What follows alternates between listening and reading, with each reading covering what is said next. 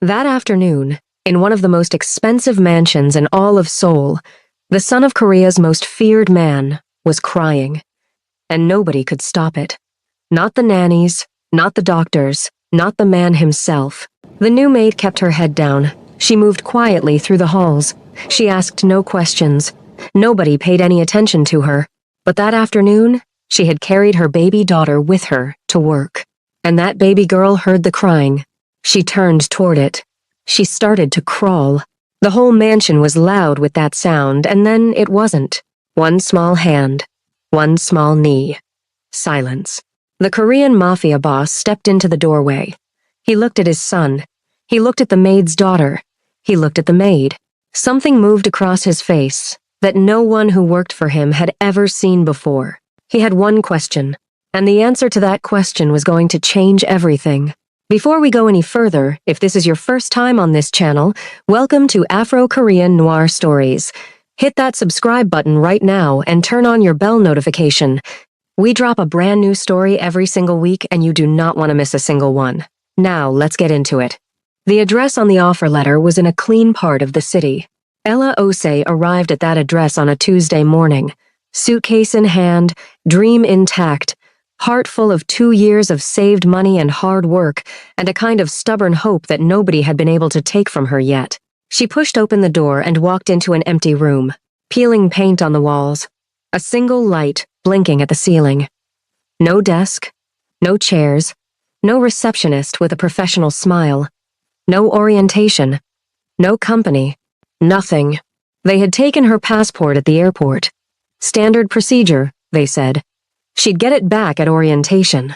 She had nodded and handed it over because the website looked legitimate, the contract had all the right language, and the agency back in Accra had framed certificates on their walls. Now she was standing in an empty office in Seoul with $80 in her wallet, no documentation, and nobody who knew her name. Here is what Ella Osei did not do. She did not sit on the floor of that empty room and give up. She pressed her hand flat against the peeling wall, felt the cold under her palm, and said one thing to herself out loud. "You are not going to die here. Move." She moved. She found a shelter for 2 nights, then a community center run by a pastor named Elder Emmanuel, who gave her a cot in exchange for cooking and cleaning on weekends. She washed dishes at a restaurant that paid her in cash, and looked the other way. She sorted fabric. She helped a street vendor set up and break down his stall every single morning and night. It was not a life, but it kept her breathing. And breathing was all she needed right now. She tried the embassy. She tried every official channel she could find, but every system she knocked on asked for papers she didn't have. Every office needed forms to give her more forms. The walls kept coming. She had been surviving on thin air for 3 months when she saw the poster. Clean white background, blue text, a small lotus flower in the corner. A surrogacy clinic, looking for healthy women between 22 and 35. Full medical coverage during the process. Generous financial compensation. Complete discretion. She walked away from it. She came back the next day. She walked away again. On the 3rd day, she walked through the door. The clinic screened her, approved her, and explained the arrangement. She would carry the child of an anonymous donor. She would never know who he was. He would never know who she was. The baby, when born, would be transferred to the donor's care. The money would be enough to recover her documentation, enough to fly home, enough for 3 months after. She sat in that counselor's chair and thought about her mother back in Accra. She thought about what this meant. She asked herself every hard question she needed to ask. Then she signed the papers. She told herself it was strategy, not surrender. A woman who walks through the only open door is not giving up. She is being brave in a way that most people will never understand. What she did not know, what she could not have known, was that the man on the other side of that anonymity agreement was Kim Tae-ho, and that signing those papers was not the end of her story in Seoul. It was the beginning of a much more dangerous one. Kim Tae-ho did not walk into rooms. He arrived in them. There was a difference. And everyone who had ever been in the same space as him understood it immediately. He was lean, controlled, precise, the kind of man who had never in his adult life done anything by accident. He ran his empire from a glass office in Gangnam. Shipping companies, security contractors, hospitality groups, and below all of that, the kind of work that required men who didn't blink and didn't ask questions. He had loved his wife, deeply, completely, in the private way of someone who keeps their most valuable things hidden. Park Ji-yeon had died 18 months ago. She had collapsed at 4 a.m, and by the time the ambulance arrived, there was nothing to be done. He buried her on a gray Thursday. He went back to work on Friday. Not because he didn't feel it. He felt it every single day. But he had a problem that grief could not fix. The family council had a charter. Old and unbending. A seat on the council required an heir, not a promise of one, not a plan, but a child, acknowledged and documented, within 2 years of his wife's death. The clock was already running. 2 of the 4 family heads were watching him with patient, careful eyes, waiting. Kim Tae-ho did not wait for problems to solve themselves. He contacted an intermediary. He visited a clinic. He signed anonymity documents and returned to his office the same afternoon. He did not think too much about what he had set in motion. Thinking too much about it would mean feeling too much about it. And he had long since learned the cost of that. He told himself, a child would arrive, the council's clock would stop, business would continue. He was right about all of it. He was wrong about everything else. The delivery room was cold, and the ceiling had a water stain in the upper right corner that Ella had memorized over 6 hours of labor. 9 months. 9 months of carrying these children alone in a country that didn't know her name. She had talked to them every night about Ghana, about her mother, about the things she hoped for. She had learned to read their movements the way you learn someone's language when it's the only way to reach them. She had known about the second heartbeat since 20 weeks. The clinic had never fully updated the donor's paperwork. The administrative gap was small, a clerical detail. It would have been easy to miss. It would change everything. The boy arrived first, healthy, furious, loud from his very first breath. 15 minutes later came the girl, quieter, darker-skinned. She had Ella's exact nose and a crescent moon birthmark on her left shoulder. They were both beautiful, and they both had the same sharp, arching brow, a brow that did not come from Ella. She held them for 9 minutes. Then the nurse came to begin the separation process. 1 child for transfer. The contract said 1. The donor's paperwork covered 1. The legal registration listed 1. The girl didn't have a file yet. Ella looked at her daughter. She had not planned what happened next. She would tell herself that for months. But some part of her had worn her own clothes under the hospital gown. Some part of her had packed a small bag 3 days earlier and refused to examine why. Some part of her had noticed, casually, that the side door at the end of the hall led to a service stairwell. She wrapped her daughter against her chest the way her grandmother had taught her. Tight, warm, close to the heartbeat. She walked out of the side door. 20 minutes later, when the nurses came back, one of the babies was gone. And Ella Ose was moving through the streets of Seoul with a newborn daughter pressed to her heartbeat, whispering the same thing over and over. I've got you. I'm not letting go. She named her Amara. It means grace. It means eternal. It means chosen. The boy, the one she left, was transferred to his father's representatives that same afternoon. Healthy, loud, already certain about everything. His father named him Seojun. It meant clear, moving forward. But for 8 months, Seojun Kim did not move forward. He screamed. Kim Tae-ho stood in the doorway of the nursery on a Tuesday evening and watched his son scream at the ceiling. 3 nannies had come and gone. Every pediatric specialist in the city had been consulted. Every formula had been changed. Every schedule adjusted. Every possible explanation had been eliminated one by one. The boy was healthy. Nothing was wrong with him medically. He just cried. Like something was missing. Like he was looking for something nobody could find. And here is what nobody told Kim Tae-ho, the man who controlled half of Seoul, who had never failed to solve a problem he decided to solve. Nobody told him that some things cannot be bought, negotiated, or strategized. Some things are in the blood. Some things are in the bone. His son was not looking for a nanny. He was looking for the heartbeat he'd fallen asleep next to for 9 months. He was looking for his sister.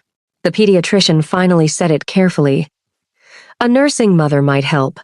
Not just the feeding, the specific warmth, the scent, the physical comfort of it. Some children, she said, carried a bodily memory of something they'd briefly had and lost. The transition to formula had been sudden. A nursing mother, placed in the household, might settle him. Taeho gave the instruction to his household manager the same afternoon. Find one, background checked, discreet, someone his people could trust inside his home. His people looked. 3 days later, they found Ella. She hadn't planned to still be in Seoul, but Amara was growing faster than the money was coming in. Elder Emmanuel had helped her restart the documentation process, a long, difficult road that had finally produced a valid work permit. She had a small room in a shared apartment. She cleaned offices in the mornings. She took in ironing in the afternoons. She wore Amara on her back while she worked, the way her grandmother had worn children, and she built their small life one piece at a time. The staffing network listing stopped her mid-scroll.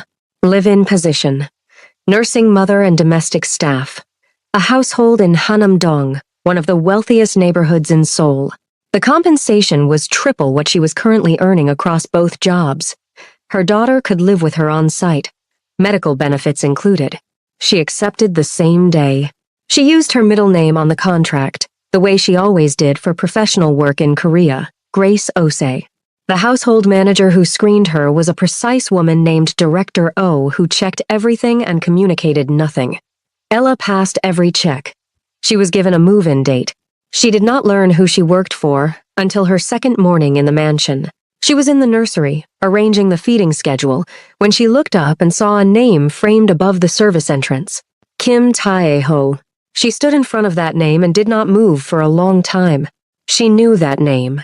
You didn't live in certain Seoul neighborhoods without hearing it spoken carefully, at low volume, the way people talk about weather systems that flatten things. Considerable influence, considerable reach. A man you did not cross. She had no reason to connect him to anything in her past. The surrogacy had been sealed. Her name on this contract was Grace. There was no thread. She pressed her hands flat on the changing table. She breathed. She was here. She would do her job. She would save enough. She would go home. But her hands were not steady on that table. And they should have been her first warning. The crying started again on a Wednesday morning. Seo-jun had been brought down to the east sitting room for morning light when his nanny was called away by Director O for a scheduling matter that ran long. He was in his baby bouncer, safe, secure, and screaming with everything he had. The sound filled the marble hallway and bounced off the high ceilings and reached every corner of that enormous house. Ella was crossing the hall with a stack of folded linens when she heard it. She stopped. Amara was strapped to her chest in the soft cloth carrier, the way she always was during work hours. At 8 months old, Amara watched the world from that carrier with wide, calm eyes that missed nothing. She heard the crying. Her head turned toward it. Something moved across her small face. Not recognition exactly, something older and quieter than recognition. Something that lived in the blood before the mind knows what to do with it. She reached out one hand toward the sound. Ella looked at her daughter. She looked at the open doorway of the sitting room. She set the linens down slowly. She unstrapped Amara from the carrier and placed her gently on the soft rug. Amara crawled. She moved across that rug with total, focused certainty, like she already knew where she was going and why. She reached the boy in the bouncer. She lifted her small hand and placed it flat against his knee. The crying stopped. Not gradually, like a switch. 1 second of noise, and then complete, perfect silence. Seo-jun looked down at the small brown hand on his knee. He looked up at the small brown face looking back at him. His brow furrowed that sharp, arching brow, and then it smoothed. He made a sound that was not crying at all, something warmer, something curious and low, like a hello. Ella was standing with her hand pressed over her mouth. Her eyes were burning, because she was looking at these two babies looking at each other, and she was seeing the same brow on both of their faces, the same arching line, the same angle, the same signature. She had been telling herself for weeks that it was nothing, that she was imagining it, that she was afraid of things that weren't there. She was not imagining it. She didn't hear the footsteps behind her until they stopped. She turned around. Kim Tae-ho was standing in the doorway. Dark suit, perfectly still, eyes moving between the two babies with the focused, methodical attention of a man who was not watching out of curiosity. He was calculating. "Who is this child?" he said quietly. "My daughter." Ella kept her voice level. "Her name is Amara." "I'm sorry she heard the crying, and I—" "How old?" 8 months. Something moved through his eyes, gone before she could read it. He looked at Amara for a long time. He looked at Seo-jun. He looked back at Ella. "You're the new nursing mother," he said. "Yes." He walked past her to his son. He crouched down and touched the boy's face once with the back of his hand, a gesture so compressed and private that Ella felt she had seen something she was never supposed to see. Then he stood, straightened his jacket, and left the room. Ella waited until his footsteps had completely disappeared down the hall. Then she sank slowly to the floor beside the two babies.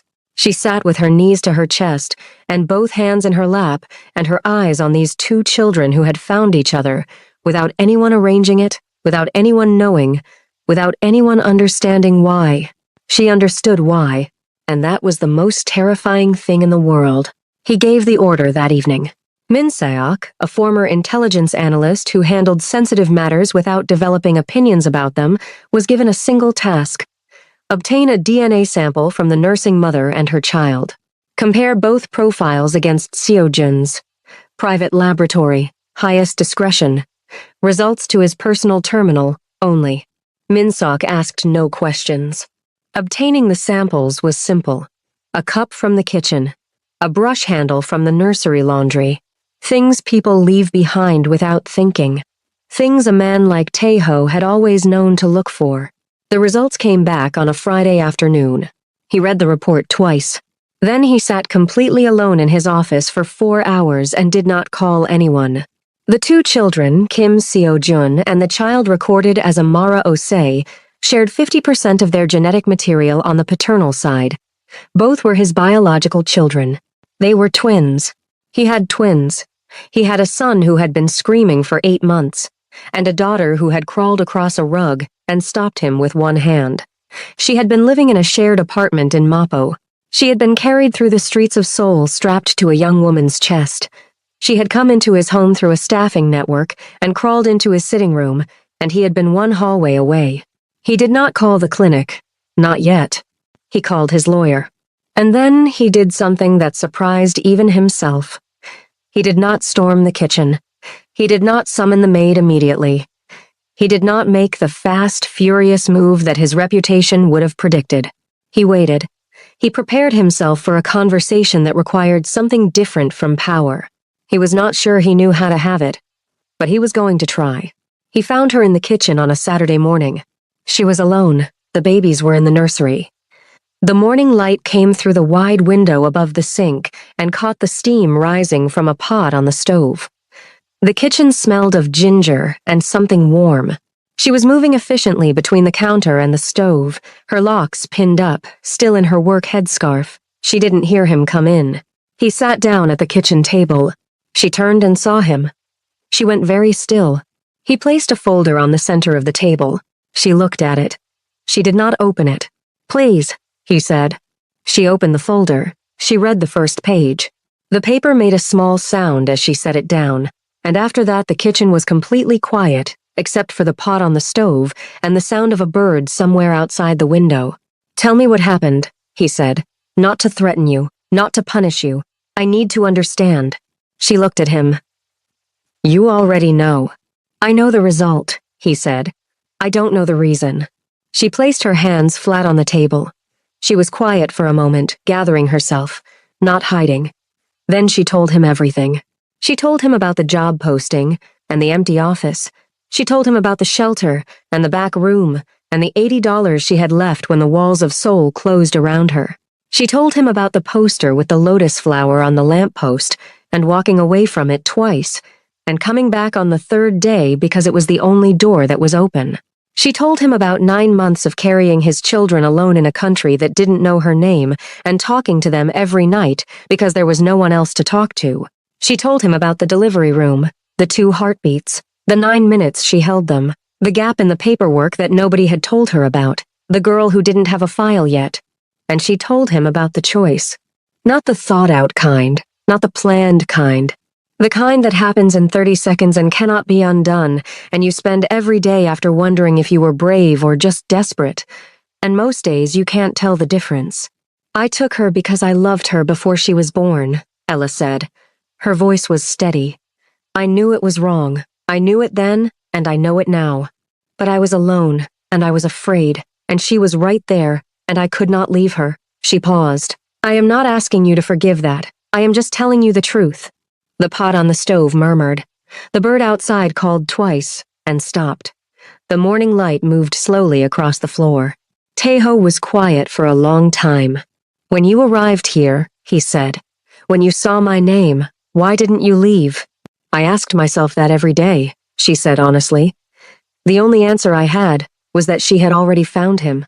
I had already watched your son stop crying for the first time in his life. She looked at him. I think I stayed because she needed to be near him, and because I didn't know what leaving would do to either of them. Another silence. Longer this time. He has slept 4 nights in a row, Tejo said slowly. Since she came into the room, 4 nights. In 8 months, he has never slept without crying. He looked at his hands on the table. He was looking for something no one could find, and she crawled across a rug and found it in 30 seconds. Ella closed her eyes briefly. They knew each other before they knew anything else, she said quietly. He stood. He buttoned his jacket. He was almost at the door when he stopped without turning around. She has a birthmark, he said, a crescent, on her left shoulder. Yes, Ella said. My mother had one in the same place. A pause. I noticed it the first day. He left. Ella sat at that kitchen table for a long time, both hands flat on the surface, listening to the bird outside the window start up again. He had noticed on the first day. He had noticed, and he had waited, and he had ordered the test and received the results, and then he had sat down across from her and asked her to tell him the reason. Not what she'd done. Why she'd done it. She had been prepared for anger. She had been prepared for the kind of power this man could direct at a person like her. She had not been prepared for that. She was not sure what to do with it. The weeks that followed were strange. The legal process began lawyers, documentation. The clinic confronted with the gap in their records. Tejo handled all of it with the same controlled efficiency he brought to everything. The household continued. Life continued. But the temperature of the house had changed. Seojun grew. He grew from an inconsolable, furious baby into a curious, determined toddler who pulled himself to standing and tottered toward things he wanted with complete certainty about his direction. What he wanted, more than anything else, was to be wherever Amara was. He tracked her across rooms with the precision of a compass finding north. When she moved, he moved. When she laughed, he made the sound he made only for her, a low, delighted sound, like he had been waiting all day to hear that exact thing. When he cried, which became less and less frequent, she would find whatever part of him she could reach and put her hand on it, and he would stop. Ella watched it every day. She also watched Tejo. He started appearing in the kitchen in the evenings. Not every evening, but more evenings than were necessary for the household. He would pour tea and sit at the table and read something on his phone, and they would not always talk. Sometimes they talked, short exchanges at first, the children's schedules, medical appointments, the things that gave them both a reason to be in the same room. But the things they didn't say filled more space than the things they did. She noticed how he was with Seojun, the way he crouched to the boy's level and touched his face with the back of his hand, that same compressed, private tenderness. She noticed how he watched Amara from across the room with a look that contained something he was still learning how to name. He noticed everything about her. She understood that now. He was a man who watched things. It was survival and profession and habit all at once. He noticed the way she moved through difficulty, the way she solved problems before they arrived. The way she argued with him when he was wrong, and he was wrong sometimes, more than he admitted without raising her voice or backing down. She didn't perform deference. She wasn't afraid of him. He found this, she could tell, completely disorienting. And then one morning, Seo-jun changed everything. It was 10 months to the day since Seo-jun had arrived at the mansion. Ella was feeding him breakfast, sitting across the low table from him, humming a twi melody under her breath, something her mother used to sing, about rivers and patience. He was watching her the way he always watched her now, serious. Still, like he was waiting for exactly the right moment. He said it clearly, deliberately. One word, Mama. Ella went completely still. She looked across the room. Taeho was standing in the doorway. She hadn't heard him come in. He had heard it. His face was doing something complicated, something that moved through several expressions and then settled into something she had no name for. He looked at his son. He looked at Ella. He gave one slow nod. He walked away. Ella looked back down at the boy who had just handed her a name she hadn't asked for and had no intention of giving back. Okay, she whispered. Okay then. She didn't cry. But it was close. The council meeting notice arrived on a Thursday.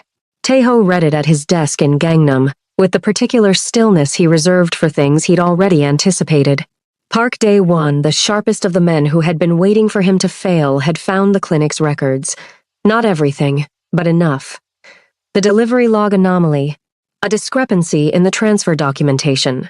In the language of the family charter, a legitimacy question about an heir was grounds for delaying council confirmation. That was what it said on paper. What it meant in practice was, we have found your weak point, and we are pressing it. Taeho told his lawyer to prepare a full response, 30 days. He drove home in silence. He went to the kitchen. She was already there. Amara and Seo-jun were in their seats, making serious work of their dinner. The kitchen smelled of whatever she'd been cooking, a spiced warmth that had gradually, over these months, stopped being the maid's cooking and started being just the smell of home. She looked at him when he came in and read his face in 2 seconds the way she always did now. Sit down, she said. I'll feed you first. He sat. She put a plate in front of him without asking what he wanted. It was the best thing he'd eaten in weeks, which was saying something. He told her about the council, all of it. Not because he owed her the information, because she was the mother of his children, and she deserved to know what was circling them. She listened without moving. What do you need from me? She said, when he finished. I need you to trust me. She was quiet for a moment. You've never threatened me, she said. Not once, even when you had every reason. She looked at him. I trust you with the children. You have that. I'm asking for more than that, he said. I know. She looked down at the table. The rest is still growing. The silence between them was different from the silences in the first weeks. It had texture now, weight. The kind of quiet that is not empty, but full. Amara picked up a fistful of food and threw it at her brother. Seo-jun looked at his sister with profound, personal betrayal. Ella pressed her lips together hard. Her shoulders moved. Taeho looked at his son's face. He looked at his daughter's complete absence of remorse. And the corner of his mouth moved just once. Just slightly, in a way that nobody who worked for him had ever seen, because he had never been a man who showed things like that in front of anyone. He reached for his fork. Tell me the direction, he said quietly. She looked up. North? She said. He looked at her for a long moment. Something settled in his face. Not a smile, something more serious than a smile. Something more valuable. Like a man who has been holding himself very carefully for a very long time, and has just, for the first time, been given permission to put the weight down. The council meeting, 31 days later, was the kind of gathering where every suit in the room costs more than most people's rent, and nobody says directly what they mean. Taeho arrived with his legal team and 4 hours of documentation. He disclosed everything, the clinic's records, including the delivery log gap, the full genetic profiles of both children, the circumstances of the arrangement, the identity of the surrogate with her written consent, and the co-parenting framework being established. And then he placed one final document in front of every member of the council. The formal recognition of Amara Kim as his biological daughter and co-heir alongside Seo Jun. He had 2 heirs. Documented, genetically confirmed, registered. Park Dae-won's expression went through something complicated. Then it went very neutral, very quickly. There was nothing left to challenge. Taeho had not solved the problem the way any of them expected. He had not hidden the complication, or managed it, or negotiated around it. He had taken the full truth of what had happened and put his name on every part of it. He had looked at the most dangerous information his enemies had found and said, yes. And here is the rest of it. The meeting ended. He drove home. He told Ella what he had done. She sat very still across the kitchen table. You recognized her, she said. She's my daughter, he said. She was always my daughter. I made the paperwork honest. Ella looked at her hands. And me? She said quietly. Not accusing, asking. The paperwork protects you too, he said. That was deliberate. He paused. There is something else. Something that isn't legal arrangements. He stopped. He was choosing his words with the care of a man who does not spend them carelessly. I would like to build something, not quickly, not without difficulty, but something real. He looked at her. I am not a man who says things I don't mean. Ella was quiet for a long time. My mother is in Ghana, she said finally. She doesn't know half of what I've been through here. I want her to come. I want her to see this life, all of it, the real version, before I say anything about direction. Bring her, he said. Just like that? Just like that. She studied his face for a long moment, looking for the calculation, the performance, the angle. She had learned, over these months, what those things looked like on people's faces. She had been burned badly enough to know exactly what to look for. She found none of it. North, she said again, quietly, like a confirmation. He held her gaze. I heard you the first time, he said. Abena Ose arrived at Incheon Airport on a bright June morning with one suitcase, a head wrap in the colors of the Ghanaian flag, and the specific expression of a mother who has raised a warrior and is arriving to see the battlefield for herself. Ella met her at the arrivals gate alone. They held each other in the middle of that busy hall without speaking, the way people do when words have been too small for too long. People walked around them. Neither of them moved. Abena pulled back. She took her daughter's face in both hands. She looked at it the way only a mother can, reading every year, every scar, every piece of what the time away had done and what it had failed to break. Tell me everything, she said in Twi. Not here, Ella said. Come, there are 2 people who have been waiting to meet you. The garden at the mansion was green and warm in the afternoon light. Seo Jun was on the grass with a toy truck, moving it back and forth along the same path with serious concentration. Amara was sitting nearby, watching a butterfly with the focused attention of a scientist. Ella came through the glass doors. Seojun looked up. His whole face broke open. Mama. He launched himself across the grass with the lopsided, furious run of a 14-month-old who has somewhere urgent to be. Ella caught him. She swung him up and he grabbed her face in both hands and pressed his forehead against hers, his own invented greeting, the one he gave only to her. Amara did not run. Amara never ran to her mother. She walked, steadily, with the particular dignity of a girl who has always known exactly what she deserves. She arrived at Ella's side and wrapped both arms around her leg and pressed her face into her knee. That was all. That was everything. Abena stood in the garden doorway. She looked at the boy, light-skinned, sharp-browed, bold-eyed, with something in his face that said he had already decided about most things and would need considerable evidence to change his mind. She looked at the girl, dark as the deepest part of a still lake, her grandmother's own eyes, a crescent moon birthmark visible above the collar of her dress. Twins, Abena said. Very softly. Yes, Ella said. Abena came down the garden steps. She crouched to their level. She looked at Amara first, a long, unhurried look. Then she turned to Seojun, who was already holding out his toy truck toward her with the open-handed generosity of a child who has decided someone is worth knowing. She took the truck.